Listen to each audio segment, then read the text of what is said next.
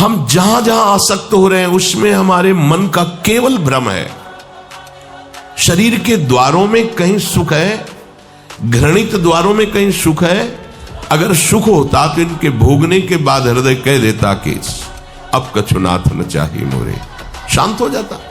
फिर ऐसा क्यों होता है कि उसको एक जगह तृप्ति नहीं होती? क्योंकि वहां सुख है नहीं।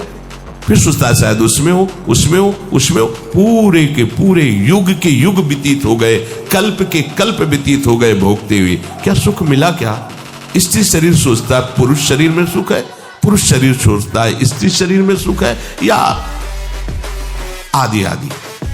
अगर सुख होता तो पूरे ब्रह्मांड में पशु पक्षी कीड़ा मकोड़ा सब मैथुन धर्म से युक्त हैं, ये सब सुखी हो जाते हैं ना। जो जितना भोगा सकते उतना ही दुखी। देख लो, अशांत, क्लिष्ट, परेशान और पापाचरण युक्त। ये क्या है? मन को समझाइए। वैरागी भगवत मार्ग का पथिक मन के द्वारा ऑपरेशन करता है हर वस्तु का। ये सब, इसको ऐसा ना समझे कि बड़ी गुप्त बातें हैं। गुप्त बातें हैं प्रिया प्रीतम के दिव्य चिदानंदमय रहस्य की। ये गुप्त बातें नहीं, इनको समझो खोल करके। यदि आप किसी भी तरह से हस्तमैथुन आदि के द्वारा, गंदे दृश्य देख करके, गंदी क्रियाओं के द्वारा आप अपना नाश करते रहेंगे तो ना आप इस लोक में सुखी रहेंगे ना परलोक में। मान लीजिएगा, ये बातें ना तो कही जाती हैं और ना सुनी जाती हैं और ना समझी जाती हैं। इसीलिए हमारा बहुत ही आगे की पीढ़ी जो सनातन धर्मावलंबी, जो भागवत, हर देश से महान भारत देश को क्यों कहा गया?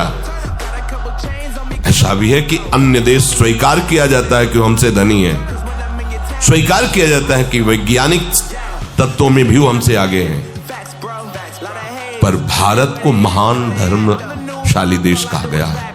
कोई भी किसी भी देश का धर्म गुरु हो हमारे देश में आएगा और हमारी ऋषियों के सूत्रों से ही अपने धर्म को पुष्ट करेगा। साप का मूल जड़ भारत धर्म का है। कहीं भी हो, कहीं भी देख लो, चाहे जिस देश का नाम लो, कहीं न कहीं किसी भारत के ब्रह्म ऋषि की छाप लेकर के डोल रहा है। भारत भोग प्रधान देश नहीं है, भारत धर्म प्रधान देश है। यहाँ धर्म गुरुओं के द्वारा धर्म स्थापना करके चलाया जाता है। यहाँ आज जो हम समझ रहे हैं कि बाहरी परिपाटी हमारे भारत में आ जाए तो भारत आधुनिक और सर्वश्रेष्ठ देश माना जाएगा, कभी नहीं। भारत अपनी परिपाटी से चलता है, तब सब देशों के ऊपर राज्य करता है। किसी भी देश में न पतिव्रता मिलेगी न यति मिलेगा, ब्रह्मचर्य का कहीं नामो निशान नहीं मिलेगा। ये भारत देश में ही मिलेगा।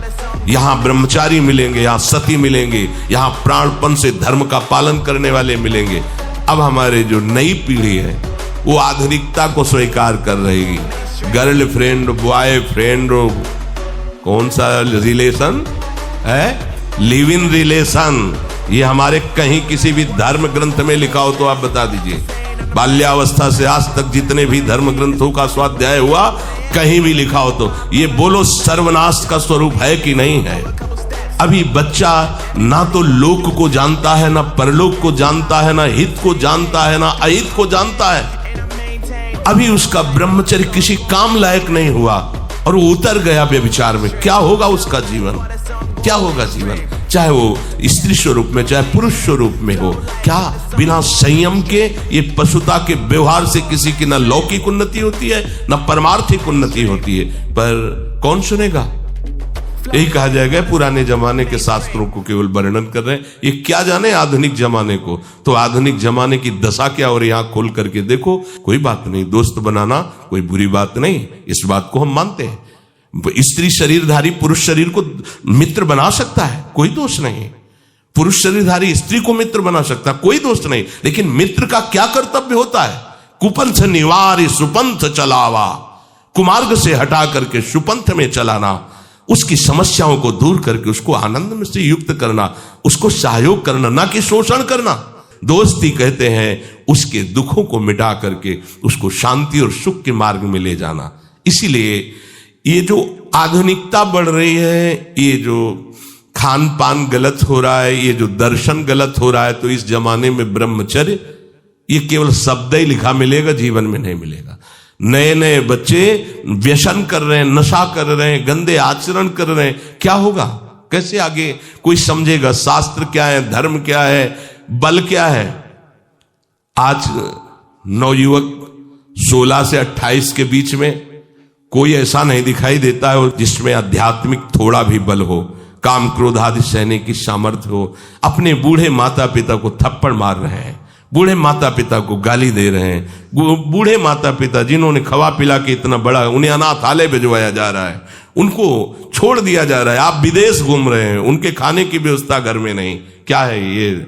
आज आधुनिक विद्या का ये प्रभाव है। विद्या विनयम ददाति।